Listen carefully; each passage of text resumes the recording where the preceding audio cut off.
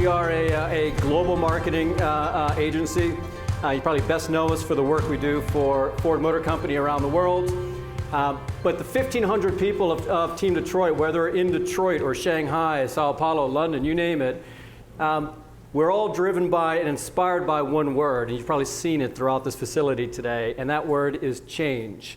It is certainly why clients hire organizations like us. They don't hire us to perpetuate the status quo. Change is true of life. Change is true of technology. Change is just the new normal. And it always reminds me of one of my favorite quotes, which is, if you don't like change, you'll like irrelevance even less. So for the next 2 days, starting now, we're going to celebrate change through our tech lounge. So please take a moment. Hopefully you did on the way in, but definitely on the way out, go through the tech lounge tour. Our team has put together just an awesome display of what is possible and where we're heading. And also we're going to celebrate change through the panels, whether it's talking about how to use data to design rich user experiences, whether it's the merging of data and design to create new forms of visual storytelling, and whether it's just the celebrating change with our digital disruption panel, basically disrupt or die. So 2 days of celebrating change, starting first with this panel, and starting with something very different, which is what marketers can learn from political campaigns. So turn over to you, Michelle. Thanks so much, David. So first off, thank you, Team Detroit, for hosting us today. I'd like to just kick us off by introducing our esteemed panel. I am Michelle Molyneux, the Vice President of Marketing at Blue State Digital. You might know us as the digital agency whose staff, tools, and philosophies built an army of supporters for Barack Obama in 2008 and 2012. We also work with a large contingent of nonprofits, brands, and advocacy organizations to help them build and mobilize communities. To my right, David Murphy, President of Team Detroit. His career spans entrepreneurial startups, leadership roles at global advertising agencies, and he's worked with some of the most well-known companies in the world, including Ford, Toyota, Coca-Cola, P&G, Hilton, and United Airlines. I have two esteemed BSD colleagues here who I'm going to tee up in a second, but Peter Bouchard is Director of Media at Civis Analytics. It's the brain behind the media analytics that drives competitive media campaigns across TV and digital. He's also an alumni of the Obama campaign. He worked in The Cave, which worked on optimizing spending of hundreds of millions of dollars of ad dollars. And then Rich Mintz, Sarah Newhall, both of them work at Blue State Digital with me. Rich is the Executive Vice President. He provides strategic direction on a number of accounts and has worked on 3 presidential campaigns. Sarah came to BSD to head up our first digital and data analytics group. She has deep roots in this area. She started out in Google. And I think I'm going to kick it off. I'd love all of you to be thinking about questions. If you have something burning that you'd love to ask, please feel to raise your hand. But we're going to be saving at least 20 minutes at the end of this for some really active Q&A at the end. So with that, I'm going to pass it over to David. And before we really dive in, we wanted to really travel back in time a little bit, back to maybe even the Mad Men era. There you go. When Madison Avenue started to have some big political influence on the political landscape. Yeah, so I'm going to, thank you, Michelle. I'm going to sort of ground the debate, ground the argument by just briefly stepping into the Wayback Machine. So, it is the year 1968, the Nixon campaign. And then this book written in 69 by a guy named Joe McGinnis, a young guy, youngest guy ever to get on the New York Times bestseller list. So he wrote this book, The Selling of the President, which chronicled, it basically changed how campaigns would be reported on, viewed, and probably how campaigns would be run. Because it chronicled how the 68 Nixon campaign, for the first time, any campaign, embraced the tactics of Madison Avenue to essentially position, brand, package, advertise the new and improved Richard Nixon for the 68 campaign. And it really chronicled how this particular campaign really learned from Madison Avenue and for the first time embraced the if you will, the ad tech of that era, which was television, as a way to really get the brand connected with its customers. But there's no doubt that if you go further back into the Wayback Machine, there's political marketing has always existed. in various forms. It's just that, as you can see on the screen, it was a very blunt instrument. It was basically amounted to, sloganeering. So that has always existed, but something changed in the 60s, in the Mad Men era, and that change was television. And certainly, television changed how candidates had to present themselves. It changed how we consumed these products, these brands, these candidates. And certainly the television showed in the famous 1960 debate between Kennedy and Nixon that television had the power to make a candidate, or television had the power to break an angry, sweaty candidate on TV.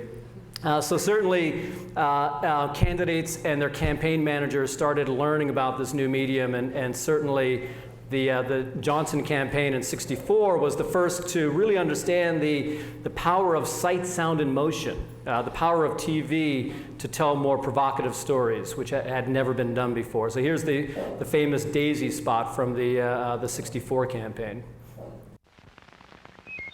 1, 2, 3, 4, 5, 7, 6, 8, 9, 10, 9, 8, 7, 6, 5, 4, 3, 2, 1, 0. These are the stakes: to make a world in which all of God's children can live, or to go into the dark. We must either love each other or we must die. Vote for President Johnson on November 3rd. The stakes are too high for you to stay home. But that continued, certainly with the Reagan campaign. It's morning again in America. Today, more men and women will go to work than ever before in our country's history. With interest rates at about half the record highs of 1980, nearly 2,000 families today will buy new homes, more than at any time in the past 4 years. This afternoon, 6,500 young men and women will be married. And with inflation at less than half of what it was just 4 years ago, they can look forward with confidence to the future. It's morning again in America. And under the leadership of President Reagan, our country is prouder and stronger and better. Why would we ever want to return to where we were less than 4 short years ago?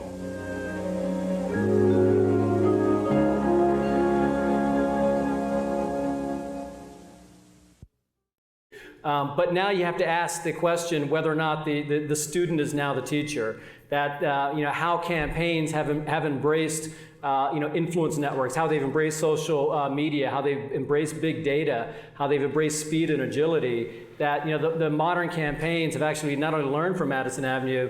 The question is whether they are better marketers than marketers themselves, and that's what we want to talk about today. So that's exactly what we're here to tease out a little bit more in terms of what are those key takeaways that marketers and brands can use from political campaigns. I'm going to tee it up first for Peter. Great. I think one of the things that have really enabled, or one of the key drivers for why change happened on political campaigns, was the need for speed. And maybe you could speak a little bit to that. Great. So imagine you're sitting at your desk and suddenly you get a push notification to better understand how healthy your brand is, or really what's the probability that the entire country is going to take an outcome that you care about. So that is essentially what we were doing on the campaign on a daily basis. So what you see right in front of you today is something that we called golden. So it was the golden rule for the campaign, which essentially is assigning a probability with a level of precision at a person level to whether or not the president was going to win that state or not. So you can look across the country. Red means that we weren't going to carry that state, and blue means that we were going to carry that state. So the gradient is going to be there.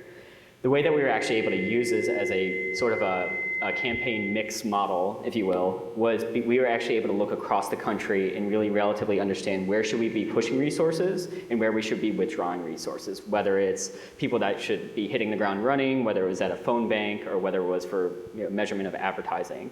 So anecdotally, this was actually running at a time in October when the Romney campaign was going publicly saying, we're really strong in Minnesota, Michigan, and Pennsylvania, and we're about to spend a ton of money there. So we sort of game theoried this out using this simulation to actually say, you know what, we're going to call your bluff in this exact instance, because we know with relative certainty that we're going to carry Minnesota with an 85% chance of carrying the state. Michigan, we're solid at 92%, and Pennsylvania, we're at 89%. Even moreover, this was actually really helpful in projecting how healthy we were, where people were saying that we weren't healthy at all. So in states like, we weren't supposed to carry with states like Virginia and Florida, for instance. And leading to the final days of the campaign, we were actually in a very solid spot and knew that going into Election Day.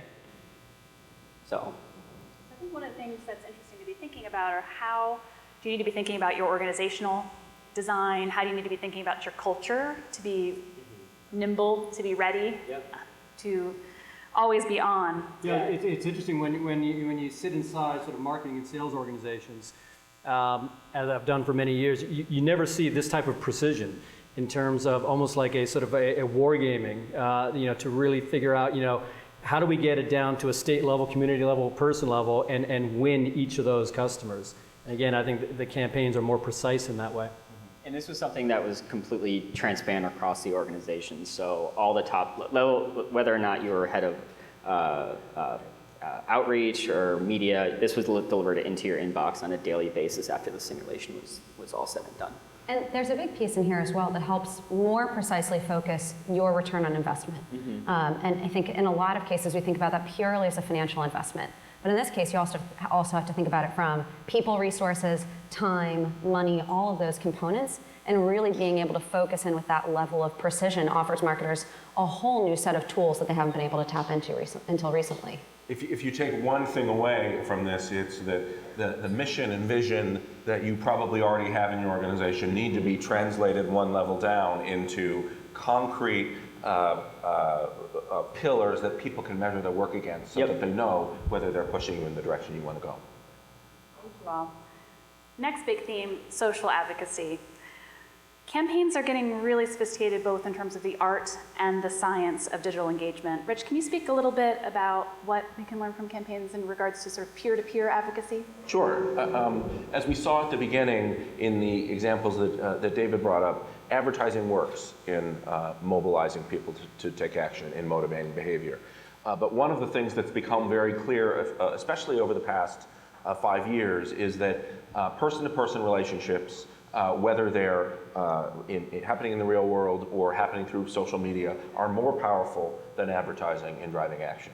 There's a hierarchy where advertising, as powerful as it is trumped by social media and kind of cultural peer group relationships, which are in turn trumped by personal relationships. And so when campaigns and organizations and advertising programs look to social advocacy, what they're trying to do is mobilize the power of that middle layer of people whom you trust to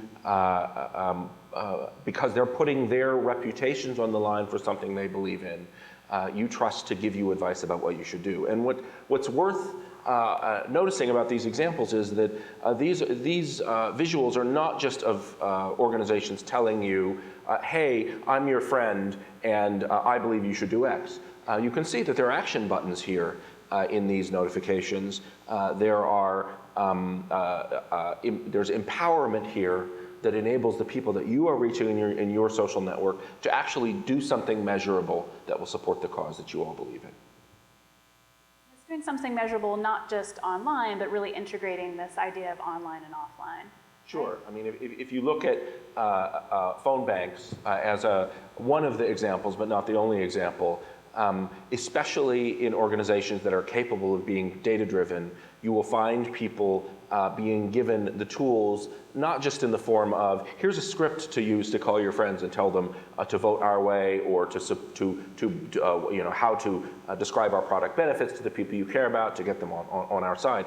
But also, in a data-driven environment, you can be pushed up to the minute information about who needs to be reached with what message in order to provide the maximum benefit according to the kind of models Peter was talking about. And David, I understand you have some real experience with this.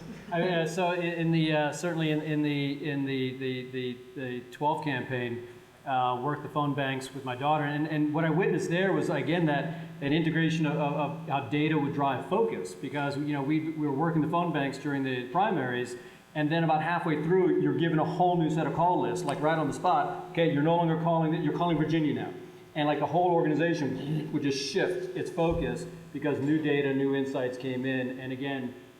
Do marketers swivel that fast? Do we pivot that fast? Do we use data to drive the focus of an organization?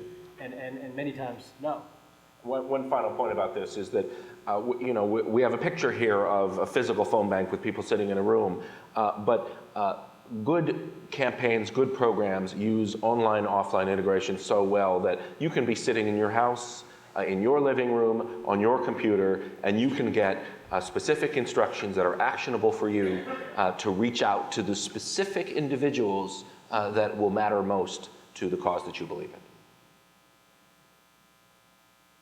So how will they know who those specific individuals are? Sure. So Sarah, talk a little bit about, take us into the world of big data. My favorite.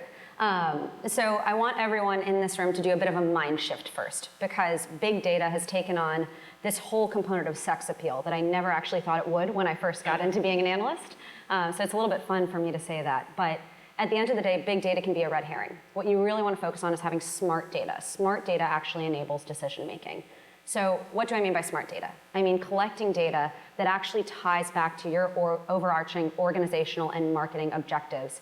Data that's clean and correct, data that speaks across systems that you can actually use to drive the decision making in your ongoing campaign. If you're not using it in that way, then it's not working for you. And one of the real benefits of digital analytics and data is that you have a wealth of information that can be readily accessible at your fingertips, but you need to be able to distinguish the signal from the noise and all of that. Because if you don't, you can start chasing these paths that start pulling away from the time that you have, the resources you have, the money that you have, and not actually providing a return back for you. So let's think about the Obama campaigns in that regard, as they were really the first big digital campaigns that integrated that philosophy of rigorous constant analysis and a really sophisticated testing program in a way that nobody else had. And those were really tied to figuring out what were the specific levers that could be pulled in order to drive individual users to take actions that tied back to those overarching objectives of get a president elected, the one that we wanted, raising the money to do that, and actually mobilizing your supporters to those actions. So what you can see from the slide here is that testing happened all the time. It happened on every single email send. There was no test too big or too small, and it happened on that constant basis, because what you really can't do is take a step back and say, I figured out what works with my audience, I don't need to change my strategy anymore. Your audience gets tired. Your audience is bombarded by a ton of messages that are coming from organizations far outside of your control, and you need to be paying attention to what's actually going to work with them. You also need to be willing to actually respond to that test in real time.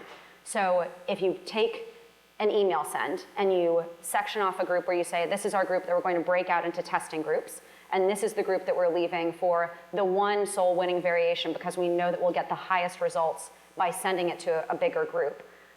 You actually need to be paying attention to what's happening there. It's not like the days of TV only, where you waited 6 weeks for all of your results to come back to see what messaging was working. You can see that in real time. And that responsibility falls on you to actually analyze that and respond to that and make shifts in your programs and tactics. You also have to be willing to be proven wrong.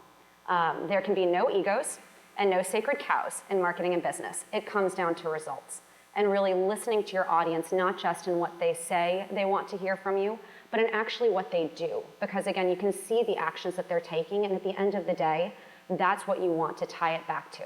It's not just what someone says they're going to be interested in, it's what they actually show you they're interested in by what drives them to a specific behavior. And finally, out of all of that, lather, rinse, repeat. This is something that should be happening all the time and across your properties. So it's not just email, it's paid media, it's social media, it's website testing. It's tying all of those pieces together and bringing that into the offline spectrum as well, and really figuring out what works with your audience, what's resonating, what's a responsible use of your resources, and how do you actually use that to continue to drive an iterative strategy over time that's going to tie back overarching to those objectives. Yeah, it's interesting when, again, if you go back into the Wayback Machine and think about the roots of the advertising business, at the outset, it was a very research-driven endeavor. And that discipline, that muscle perhaps has been lost over the years. And again, this is maybe something the political campaigns learned and never let go of. So it's not just, it looks like it's not just A/B testing, it's A, B, C, D, E, F, G testing. It's all sort of multivariate testing. Yeah. The easiest testing is A/B testing, but multivariate testing can do an awful lot for you. And I think that, it's hard, that component of not letting your ego or your sense of what is good for your brand or your audience lead the day. If you're actually running an appropriate testing platform, what you may find is that the ugliest design or the most basic subject line or the most direct message that's an ask because you know what, sometimes you don't get what you don't ask for, those can really be the things that drive your users to take actions. It's not just appealing to them from the brand logo perspective. It's really about understanding what's going to drive them and integrating it in effectively. And I can say honestly, from my own personal experience, that 10 years ago, a little more, I was a partner in a technology startup. I put my own money into it. I got my parents to put money into it, my friends to put money into it. And ultimately, it failed because we didn't do this. And that is the honest truth. So. Going to one step deeper is really thinking about micro-targeting and media buys. Yeah, so this is a perfect introduction. So case in point is during the 12 campaign, we were trying to better understand what messages were really going to persuade somebody that were sitting on the fence to actually tip over to the president. The president was facing headwinds from the economy, from the first debate, et cetera, and really trying to better understand really what's driving people's persuasion. So what we actually did is we actually did a very large test around an economic message that the campaign was traditionally using, and then begin to actually apply what lift effects that message would have on the entire state of Florida. So the chart that you see in front of you is actually a distribution of people living inside of Florida and their likelihood to be persuaded. So on the y-axis is the total sum count, and then the x is the level of persuadability.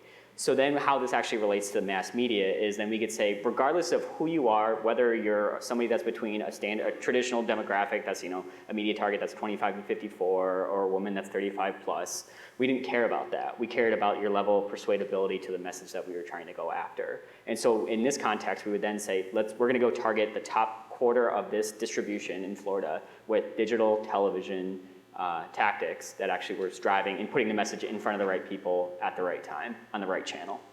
And just for clarification, these were individuals. These are individuals. Knew who they were, Yep. They were addressable. Yep. Okay. I think we want to change gears a little bit and get back in terms of the art part of the art and science of digital engagement, and maybe speak a little bit about brand equity. Yeah. This is something. I mean, I'm probably more of a brand wonk than anything else. So this is something that I'm passionate about, and something that when it's done right in the political campaigns, I'm jealous of, and that is their clarity and their rigor. So you look at some of the best campaigns, whether it was hope, whether it was change, whether it was in the original Bush campaign, this idea of compassionate conservatism. But clear brand equities, which in marketing we respect. We know the value of that. But we also know that in marketing organizations, how quickly we change. A new CMO comes in, a new opinion comes in, not grounded in fact or data, and a lot of brands, they skate around looking for what they stand for. The campaigns, they adopt a clear brand equity, and they drive it, they own it, they repeat it all the time, they don't waver from that. And they also have great rigor in staying on message. I mean, the campaigns, they issue the message of the day.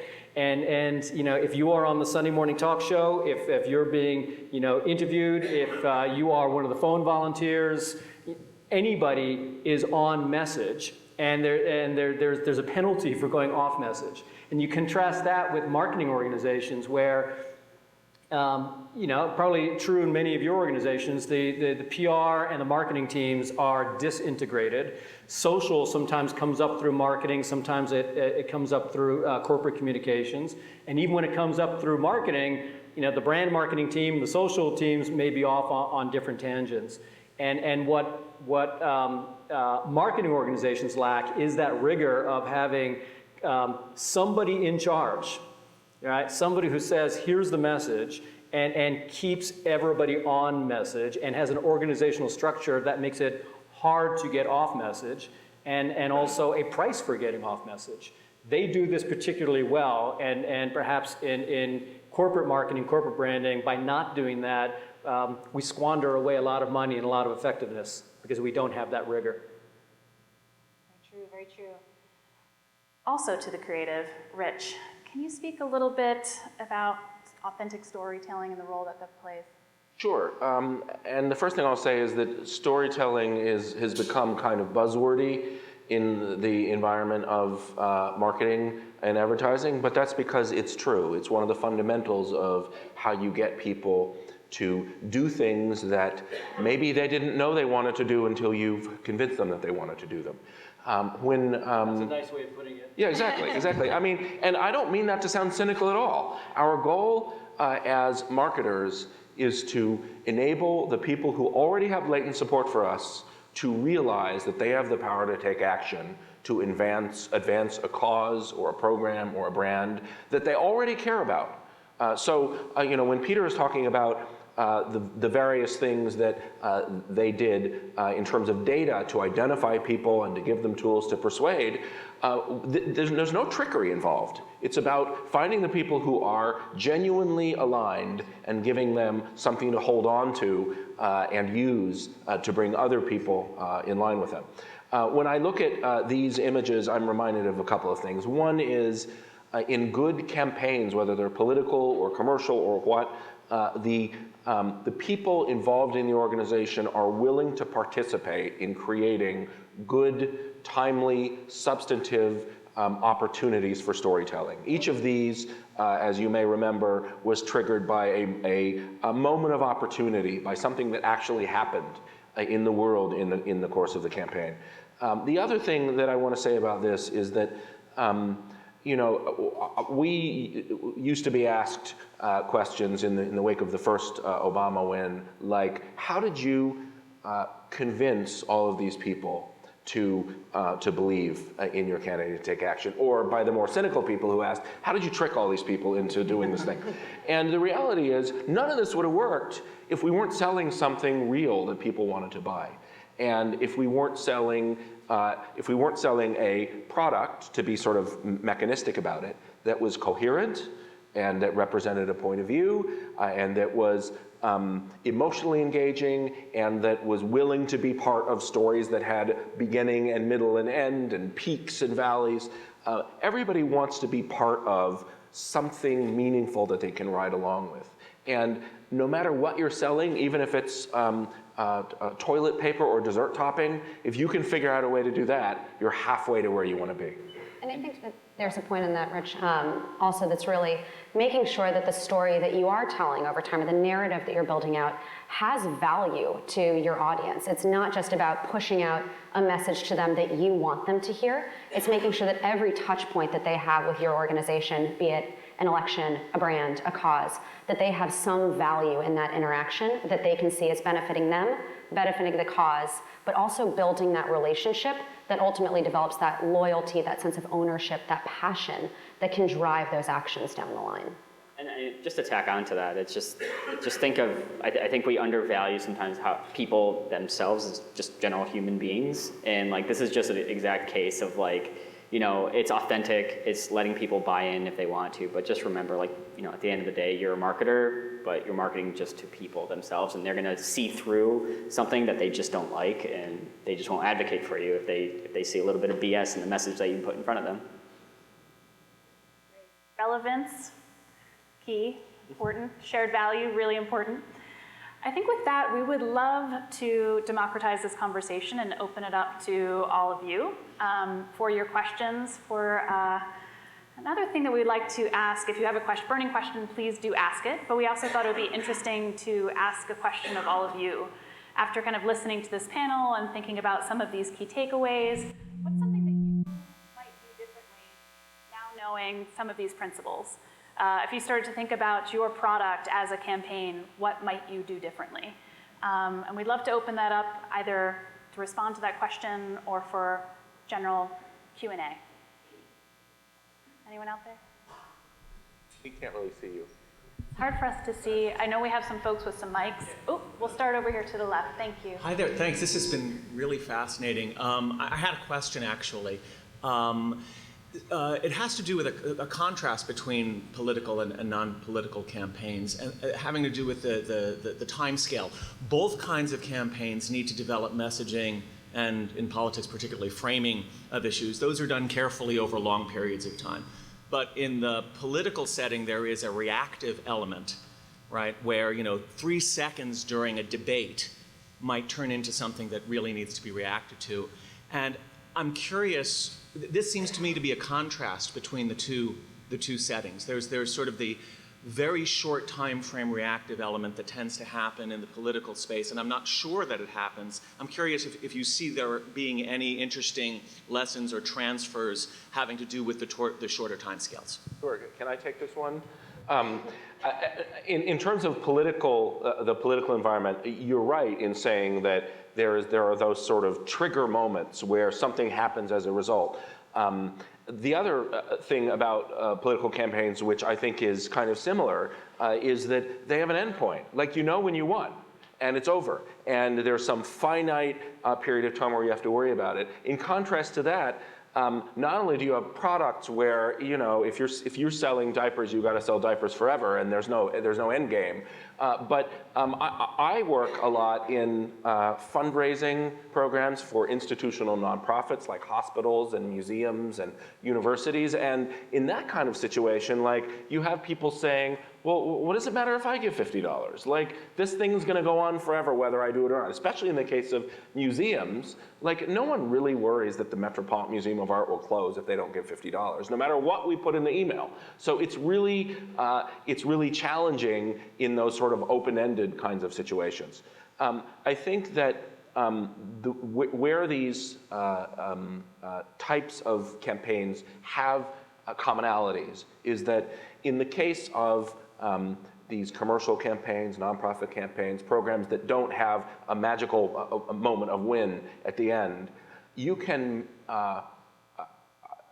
architect periods of time where the community is moving toward a goal. Even if that's an interim goal, even if in some cases it's an artificial goal, it's not artificial anymore if people feel like they're working together towards something that has meaning for them. And it can even be completely manufactured emotional meaning. Like most of the campaigns and programs that are marketed to, a lot of the campaigns and programs that are marketed to young people, they're not actually going to change the world because they sign a petition or ride along with something, but they will feel like they were part of something bigger than themselves, and that's the key. And Rich, building on that, I think that there is a parallel to those reactive moments in campaigns in brand marketing. So pre-social media, perhaps we didn't have those reactive moments that we had to face. But nowadays, when there's a video that's posted of one of the employees in a fast food restaurant spitting in the salad bar, well, marketers had a hard time, learning how to respond to that. They wanted to live in denial. Well, no, not a lot of people will see that video, will they? Right? And we've learned over time that you must respond. And I really admire what Delta Airlines has done, because that's a category that is just logistically loathsome category, from fuel to weather to time. It's like anything that can go wrong will go wrong. And we all complain. But what they did is they were, I think, one of the first to use Twitter as a customer service, a call center. So at Delta Assist, lets people vent, captures those moments, gives them an opportunity to vent, and there's a team of people that respond personally to capture that and help fix it. So I think marketers are learning from those gotcha moments in the campaigns and learning that there's gotcha moments in marketing as well, and you must respond. Yeah, so, go ahead. Yeah, so okay, we can move on. Yeah, we let's spread out the questions a bit. Hi. Yes, thank you. I have a question about the data that was used to drive the political charts. And was it self-reported data from from potential voters? Like, what was the source of that data? Was it survey data? Was it compiled data based on how they voted before? And then, based on your answer to that question, how can brands get comparable data to have those kind of actionable insights? That's an amazing question. You basically set up a credentials presentation. So the data itself is a combination of the data that the campaign owned, any touch point with the campaign, whether it was digital coming out of the blue state folks or other sources, but the base level would be comparable to like a consumer record, but in this case, voter records that were completely used and anonymized. But from the modeling perspective, that was all survey mode, continuous testing and surveys that we would then use as the trigger to create those individual level models.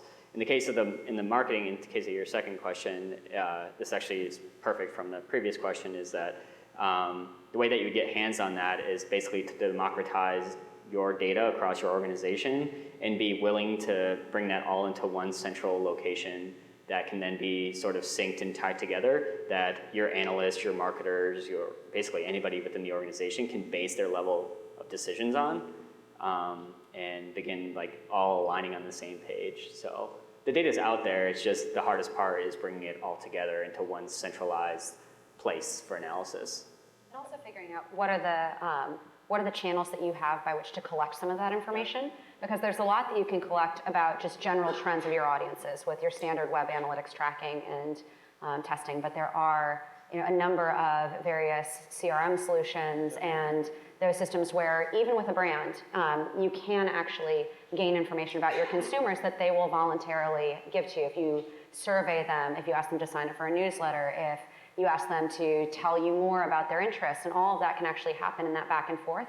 And you start to compile that picture of those individuals over time in a way that can actually be deployed and scaled en masse if you have a really smart tool and system in place. Yeah, and the great thing about this now is that you don't need to spend, a couple $1 million on infrastructure. This stuff is now scaled to the point where like you can use an Amazon Web Service kind of client to actually begin to store all the data in one place at a fairly reasonable cost. Great. Next question. Oh, the cheap seats. Oh, we got one down here. We'll follow the mic. We talked a lot about authenticity, and I totally agree with that as far as like finding the soul of a brand or soul of a politician. How does that play into the idea of like transparency and the need for like people feeling like they want to get into the White House and see Obama's Flickr account? He knows he's being photographed. He knows it's being recorded. So where does that break into, I guess, is there a line between transparency and authenticity? Love to hear your thoughts on that. I mean, there is always a degree of performance to what we are doing as marketers. If you work for a cereal company and you ask your marketing staff to go out into the world and collect stories about how people are using cereal, those people are performing to a degree, but that doesn't make it inauthentic as long as you give them a platform to speak in an expressive way. I'm sure David has more to say about that. Well, it's I think it's an interesting contrast, transparency versus authenticity. I've never heard it put that way. It's a fascinating contrast. There is a bit of stagecraft, without a doubt. But I mean, transparency, I think a lot of people love sausage. They don't want to see the sausage making, right? So I mean, transparency, just utter transparency, can be utterly boring at times. Which is, I think, as human beings, we are hardwired to understand stories, and just a feed of information and data, which is what transparency is. Here's everything about me that is to be known. It's far less interesting, and after a while, I think the human brain just shuts down. We need narrative, and that narrative must be true. It must be authentic. But as human beings, we do respond to stories. And it's also, what is the value of that transparency? So one really interesting thing, if you think about, does everyone know the brand Everlane? They do clothing sourced from factories around the world, not at a high cost, and it's really about trying to tap into these markets that no one really be able to get access to otherwise. And their whole thing is that they're really careful about the factories that they select. They really make sure that they're good for workers. And they recently did a whole email campaign around transparency and taking people behind the scenes of the factories that they work with.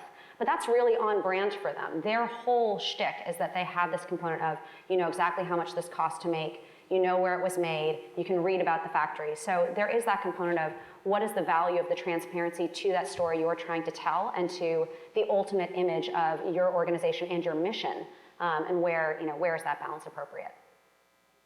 There was a question over here. Forget the mic, just shout it out.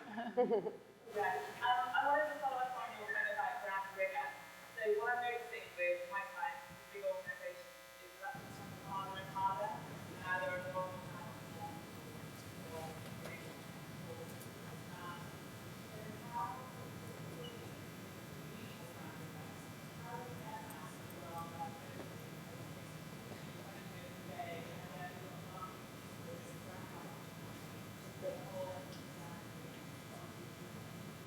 Yeah, I was hoping you could tell me.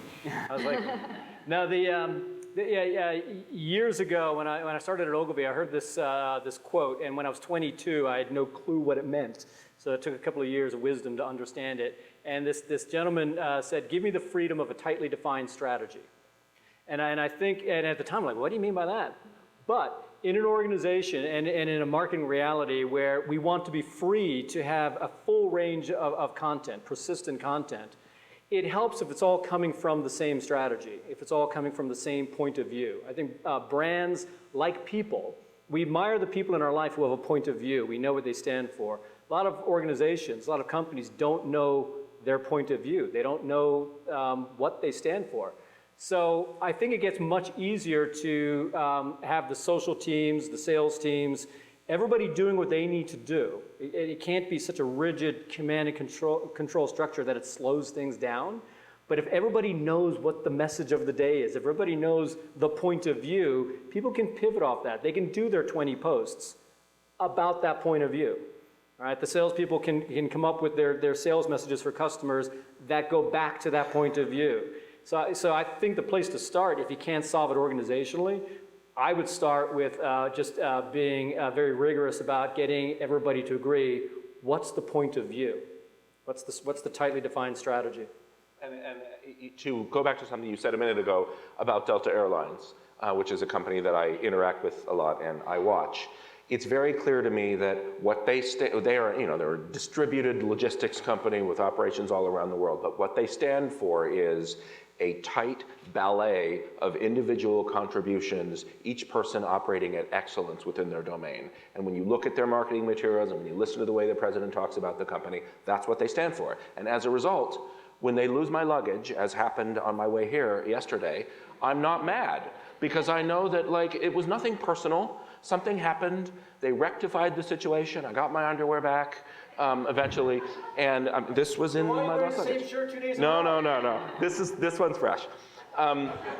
You end up, if you're clear about what you stand for, you end up in a virtuous cycle where people root for you, which is what you want if you're a brand. You want people organically to be forgiving and understanding and positive about you, not just parroting your brand line. But it's not just having that clear point of view, it's having a really clear understanding of what your objectives are and what everyone's trying to work towards. So what are we as a brand ultimately trying to accomplish? What are we as a foundation trying to accomplish? And then from there, what are the various levers that we pull to get there? And if you think about some of the things that you saw in the really rapid response on the campaign that I think you've started to see translate into brands, Denny's has done this relatively well. Oreo did this really well. Peter and I were talking about that earlier with the Super Bowl blackout. If you all know what it is that you're working towards, and then trust your teams underneath you to be empowered to make decisions that align with that strategy and that objective, then you have the ability to move much faster. But it's really about setting the intent at a higher level where you can. Next question. Yes, I'd like you to speak to the ethics of what you do and quite often the emotional manipulation that goes into it. When advertising a product, you want people to buy your product. In politics, though, you want that, but you also want to discourage or suppress the vote of your competitor. Was there a conscious effort, do you think, in 2012 to do that? Because I believe Romney got less of a turnout than McCain did even 4 years earlier. To be honest, the parallels are somewhat similar to standard marketing practices. I mean, there's competitive edge, like whether it's price or whether it's value that brands are competing on. So I don't quite see the difference there. But the ethics of it all, we were talking about this authentic vision of what we would stand for as a brand, and I don't necessarily disagree with or think that there's an ethical problem from that point of view. No, and I think that when you think about it, at least from a digital perspective, the individuals that you're able to get in front of and communicate with have often raised their hand to some extent, or they've actively sought out that information from you as well. So, you can't necessarily manipulate the other side in terms of what their turnout looks like, but it really is just about how do you get the messaging that you want out into the market, how do you find the people who are most likely to be open to that message, where they are, when they're there, and communicate with them how they want to be communicated with. And I think that's something you can do on either side, no matter where you wind up falling. Hi there. This has been a great session. Thank you. I have a question about the way that data plays with your decision-making process. There's been a conversation I've seen evolve between gut and data. So how often do you find yourself surprised at what the data tells you, and how often do you find yourself confirmed by what the data tells you? From a media perspective, that was sort of, so I'll just tell a small story, but from a media perspective, a lot of it became counterintuitive. So for instance, on the campaign, I built this television optimization thing. But the way that it changed kind of the point of view is it stopped centralizing this idea that you had to be on local news or you had to be on news networks. We were finding people on a long-tailed cable tail that would never really be implemented across politics. So that really drove a lot of at least the media counterintuitiveness that we found in the campaign, and those habits would be changing target to target or outcome to outcome that we were driving for. Maybe you guys can speak to the digital side. Yeah, I mean, I think that on the whole, I would say it's probably about an even split in terms of how often your gut is right because of how much you know about your audience and the cadence of the messaging that you're using with them. But on the other hand, there are plenty of times where you'll be surprised. And some of that is really tied to moments and your audience being primed for something. So a good example of this, not political, not brand, actually nonprofit, was that we've worked with Partners in Health for about 6 years at this point, maybe 7. And we really focus on the component of storytelling with them. How do we tell stories that really pull people into their cause and make them want to continue to either learn more about Partners in Health or support them in any number of ways? Doesn't have to be a donation, can also just be in advocating for them on social media or any number of other things. And we've really always held to that component of storytelling and the emotional pull that we thought would be more likely to get somebody to donate. But what we found is that when we'd done that storytelling arc over the course of the year, when we really needed to raise money, the best thing to do was to ask for it and not to position it as, here's the story of somebody that we've helped, will you give us $100? It was, if we don't make our fundraising targets in the next 3 days, we're going to have an $800,000 budget shortfall and not be able to do our programs next year. And so that was actually really surprising for us. And it goes back to that idea, you don't always get what you don't ask for. But I love to be proven wrong. I mean, I don't like being wrong, but I do like to be proven wrong, especially in those instances where it's just figuring out how to be smarter. Let me just briefly address that question from a cultural standpoint within an organization. Because you contrasted the data telling you what to do versus gut hunches, right? In an organization, I don't think you should be driven, that the data tells you what to do. I think what I like to say now is that everything is now knowable, and it inspires us to ask better questions. So I think what data and analytics creates is what you could call a culture of curiosity within a company. And that is, where the gut hunch still plays a role is knowing the questions to ask and to having a point of view, having some curiosity. Well, what if we did this or this? Or, do we know if this or that, coming from a gut hunch that drove you to ask that question, it's now knowable. But it demands better questions. And related to that is knowing when you're facing an opportunity. Knowing when the data you're looking at is telling you something that you can then go do something with. Because if you look at a big political campaign, 80% of it is taking opportunistic advantage of the opportunities that walk in the door, I think. Any last final questions? I think this will be our last one. Hi, guy behind the pole. So I had a question. How do you all categorize and make decisions on the mix of positive and negative messages? I mean, on the whole, my personal opinion is that positive messages are vastly better than negative messages, except when it comes to making sure that people are accurately aware of the consequences of not taking action in support of you. I've seen through, just, countless, sort of, brand equity studies that, those brands that, tend to be, the form of negativity in brand marketing is like, the very hardcore competitive advertising. And consumers seldom respond well to that. And always respond well to a brand that leads with its point of view, leads with its belief system. I think we tend to embrace brands the same way we embrace the people in our lives. You want to embrace people who stand for something and who lead with positivity. With that, pardon me. We wanted to really, hopefully you've gotten a lot out of this panel, but we wanted to really just take a moment for each of our panelists to kind of give us one last provocative key takeaway that you can take out and bring with you back to work when you head back this week. For me, talking about what you just said in terms of really standing for something, that's a big one for me that I would love to say. David? Something that's on my mind recently, and again, it was in various marketing conversations, I've referenced the Obama campaign, and I say park your politics aside for a second. What the 08 campaign did is it decided to grow with the growing audiences in the country. It looked at where the country was going in terms of women, multicultural millennials, and it decided to appeal to the growing sectors of the country. And as a marketer, we sometimes don't think that way. We have our core audience, and think about the words we use in marketing. We've got our general market. I don't know what general market is, but we have our general market, and then we do our diverse marketing over here, like it's a little social experiment. Well, the way to look at things now, the same way a campaign looks at it, is the total market, right? And where are the growing segments? And if you want to grow your business, if you want to grow your revenues, I would align with the growing populations in the country in terms of women, Latinos, African Americans, and millennials, and certainly LGBT. So we have to go there. We have to.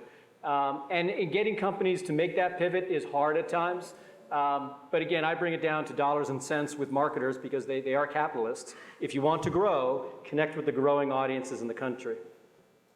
Thank you, David. How about you, Peter? I think as a marketer, the biggest thing over the next 10 years that you all are going to have to get a handle on is marrying data science and art together into some kind of feedback loop that can be institutionalized at your organization. I think that if you can find that formula correctly, then you're going to by far past the market itself and really create an intellectual property that none of your competitors are going to be able to stand on because they're going to have no idea what you're doing. But it takes rigor, it takes discipline, and it takes the right people and talent to be able to do that.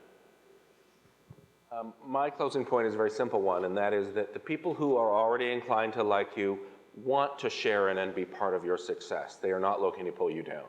And they are open to being given tools to help them do that. In the same way that when I'm sitting up here on a panel, if I stutter or trip over my words, you don't laugh at me or tweet a picture of me with mocking commentary, I hope. Unless French music plays with exactly. the show. You feel for me, and you want me to be successful.